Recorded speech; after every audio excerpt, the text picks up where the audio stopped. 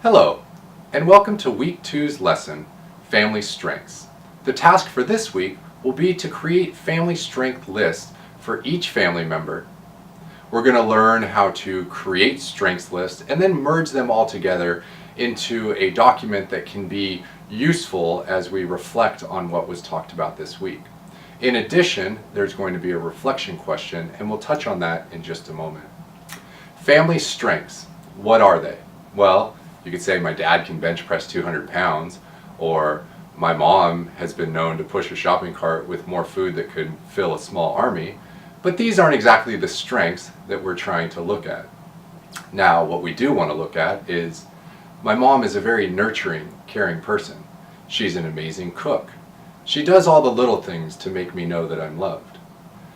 Dad is a hard worker. He brings home money and make sure that we have all of the resources that we need to live and to thrive. Julie is an amazing artist. She's very communicative and is very social. John is a wonderful athlete.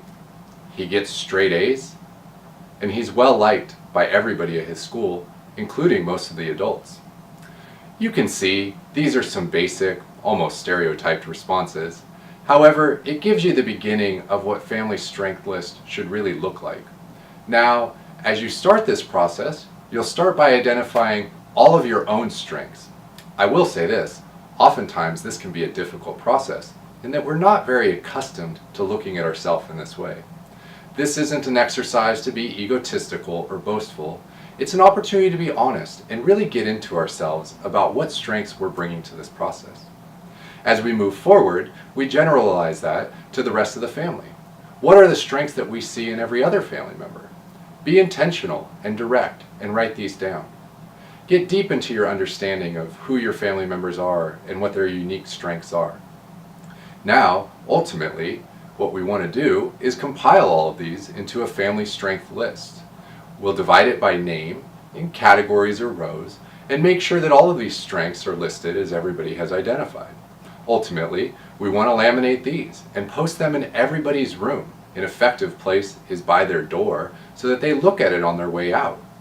What this does is start to condition the mind to see people for who they are and their unique gifts and skill sets, and not a deficit-based thinking where we look at them only for what they're doing wrong or the problems that we perceive in themselves. So as you start this process of family strengths list building, you'll understand that there's a deeper purpose and a more important rationale for why we're doing this, rather than just sort of making people feel good.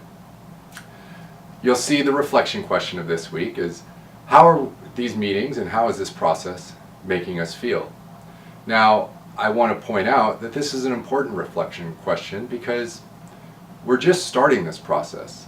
And it's a great opportunity to be open and honest about what we are experiencing. Maybe there's fears, maybe there's uncertainty, maybe you just flat out don't think it'll work.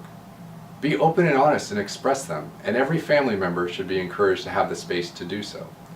What I don't want is for that process to be one in which it's self-defeating, that you look at the rationale to stop the process or not continue going.